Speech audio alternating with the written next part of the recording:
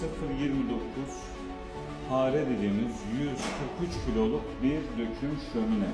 Yatay bir şömine, yanma haznesi, çift tepsi kullanabileceğimiz ısı göstergeli fırını.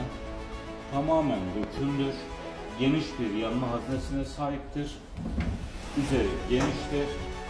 Buradaki aparatlar parça parça çıkabilir. Böyle çıkabilir. 10 santim çapında doğru kullanılabilir. Evet, nereye gidiyor ürünümüz? Bergen Hollanda'ya gidiyor. Sadık Türkmen Bey hayırlı olsun. İyi günlerde kullansınlar. Memnun kalacaklar bir ürün beğendiler. Bütün dostlarına, arkadaşlarına da bize tavsiye etmeyi unutmasınlar.